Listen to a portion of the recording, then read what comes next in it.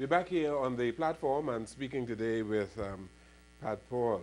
And Pat Paul has been in the clothing business and dressing Bahamian men in particular for many years. And in the commercial break, we were talking about the days when Bahamian men were fashionable and it was almost a competition. You know, there was a time on Bay Street, for instance, at lunchtime, you would see the young bankers and lawyers and women were well dressed and the men were too. Oh, yeah. And you say that is a gone by era. Speak to that. But Wendell, it seems as though it got very lax. They just moved away. And it's all to do with your appearance, caring about your appearance, and plus the pride. And once we realize, too, that certain places that you cannot go into unless you're well presented, it's going to come home. The man is going to come back to it. I remember you had a best dressed list one time, right? Yes, it's coming back. We're starting back this year. We're coming back because that's a part of the encouragement. That's a part. But professional Bahamian men, they still are well presented, eh? But it's not enough. It's not well spread enough. The percentage is too small. So you've not been able to encourage the generation, say, of the 80s and 90s to follow the pattern of the men, say, in the 60s and the 70s? We're working on them, and we're going to get them there. We're working. It's going to take a long time. Yeah, because I see a lot of things that really, really need to be done. The competition, like I said, and what you discussed also about best dressed. You know, in life, we all love to compete. We all love it. We love the competition. We love to be admired. And years gone by, when we dressed to compete with the other guy, but then we competed too for the girls to look at us and admire us. When we get dressed on Sundays, we go down to Travelers Rest. We want the girls to see us looking good. Then we have Saturdays. We get dressed, walk downtown. So it really was occasions. We created occasions in dressing.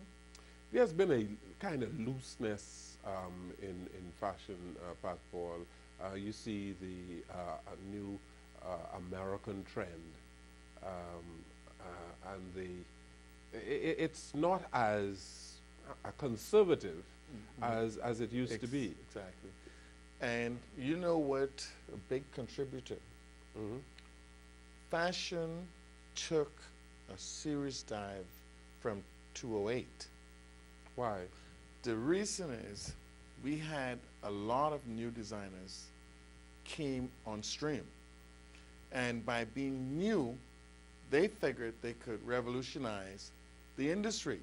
So they came with looks which was very outrageous. So the designers you're talking about, the American and European designers? Yes. Well, it starts from Italy. Okay. Yeah.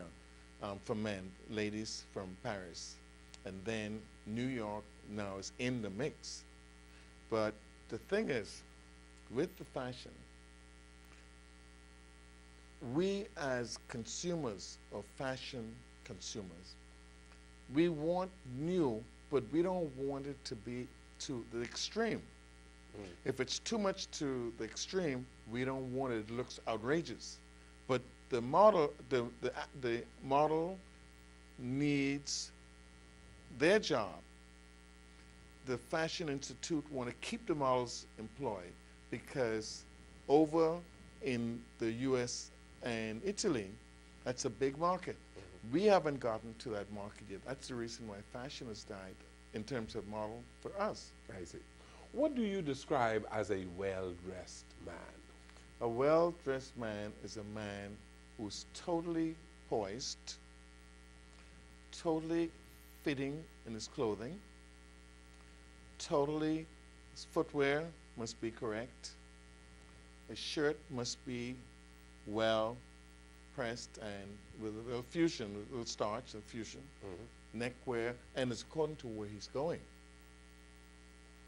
If he's going to a cocktail reception, now you know a pair of denims is accepted with the sports jacket from your suiting.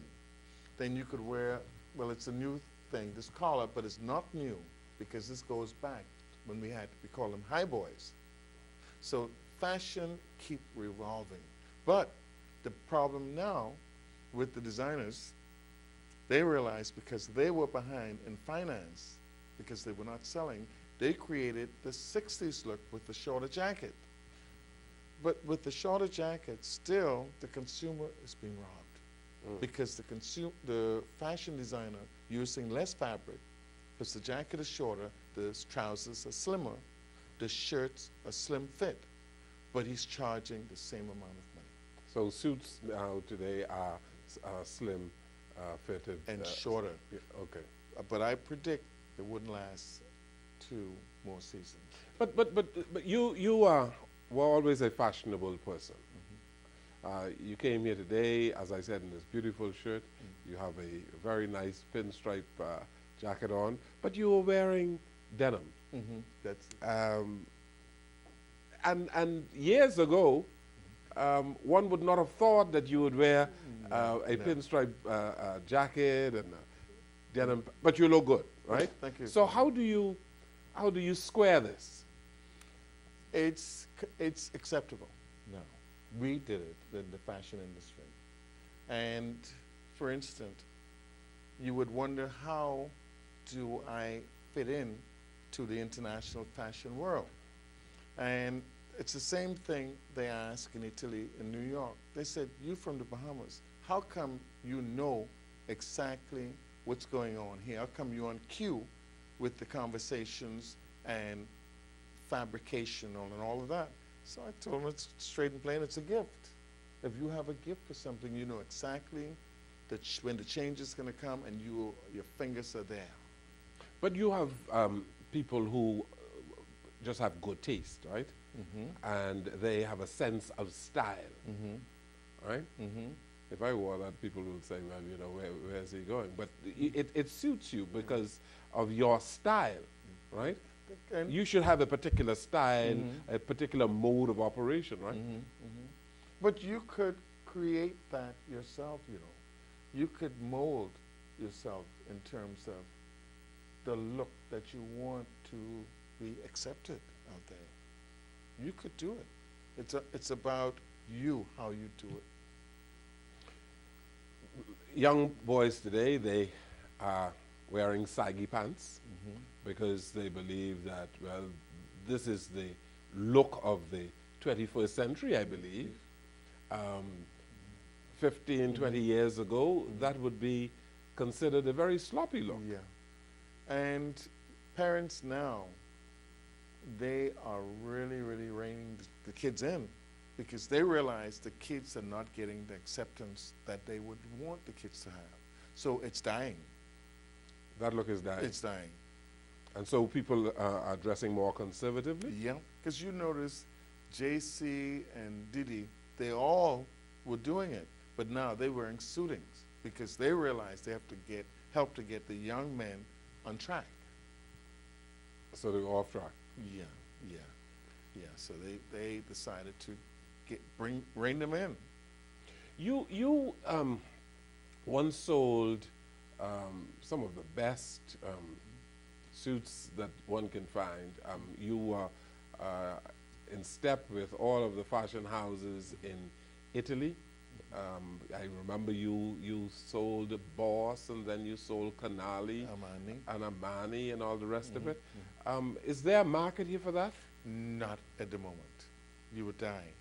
And talking about that, when George McIntonis came to Bahamas to take over Atlantis, he asked for me to have lunch with him. So we went down at Bimini Road. The conversation started. He said, Pat, I just want to give you a guide. You could take it or leave it. But we are lowering the bar in terms of the acceptance for dining.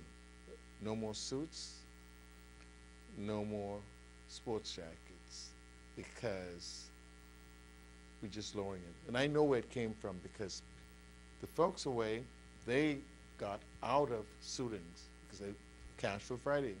And mind you, Ed mightn't be a fashion guy, Ed Fields. He told me, he said, Pat, man, how many people you see around here wearing suits? You know, Ed is very expressive. Right? So he said, how many people you see wearing suits? He says, I'll stand there with you. So we stood. He said, see, only one. So I said, yes. Good. I said, I take your point. Then with George, which told me about the new demographics the hotel is going after, then I realized it won't be a need for many suits. It's just now and then. So is it fair to say that men are not dressing up as much as they used to, and they're dressing down? I must say it's coming back a bit. It's coming back. It was at a very, very low ebb, but now it's coming back. It's coming back. Yeah, it's coming back. Let's talk a bit about your acting. And our producer put up recently, or just now, you were in some African attire.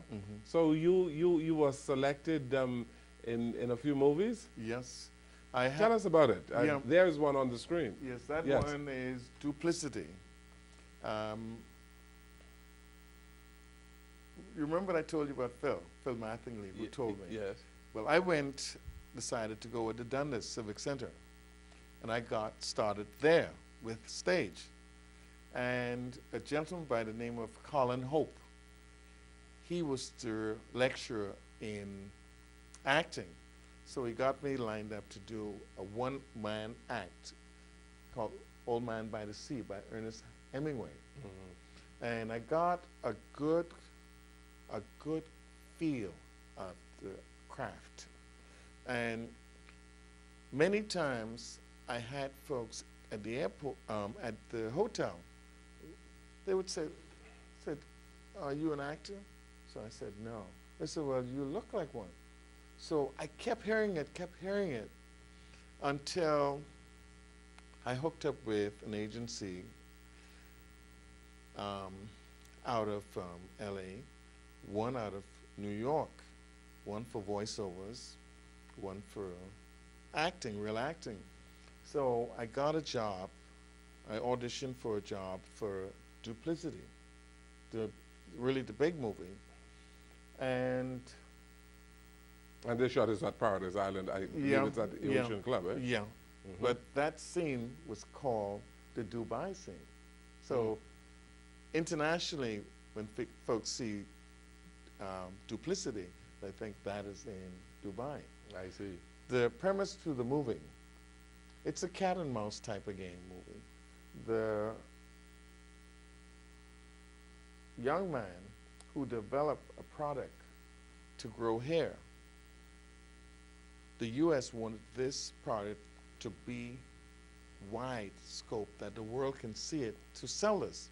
So the world leaders were invited to Dubai to a cocktail reception. So my scene was the opening scene with Clive Owen and Julia Roberts. Yeah, so You were in the big league. sort of. My first one, actually, that I had a few scenes, but I got chopped out, most of them. I just appeared in two. Was After the Sunset with Pierce Brosnan, Woody Harrelson, Salma Hayek. Could it be that you were chosen because of where you operate? You are operating at Atlantis, and you used to be downtown Nassau for many, many years. When the Atlantis opened a lot of doors, a lot. I must take timing. You know, God know how He places you. One day, my family and I were at the Atlantis. It's New Year's Eve, and we passed through before they moved the casino from where it's at, which was at the Coral Beach Towers area. Mm-hmm. And I passed through because Atlantis just was starting. They didn't do the renovation on that side as yet, so there was so much action going on. People in there just going on, carrying on. So I raised my hand like this. I said, Lord, what I wouldn't do for a shop in here. Would you believe, 4 days after, a gentleman came down to my store. He said, And you were on East Street, East North. Street, Yes. yeah. He said, Pat, are you Pat Paul? So I said, yes, because I saw his badge too from Atlantis. I said, you from Atlantis? He said, yes. I said, I'm Pat Paul. He said, I came to look for you. He said, we heard you the best with menswear, and we came in and we want to have you there. We want to give you a location. And that's how I got there. Wow. Yeah. And you started with one store, and then you got another. one. But now what we did, we got a much larger one, which condensed all of our brands. So the larger one's more or less almost 3 times the size of the other 2. I want to ask you, when we return, Pat, how were you able to stay in business? And so many persons who competed with you are out of business. Okay. Let's take this break on the program. Pat Paul is our guest on the program today. We'll come right back.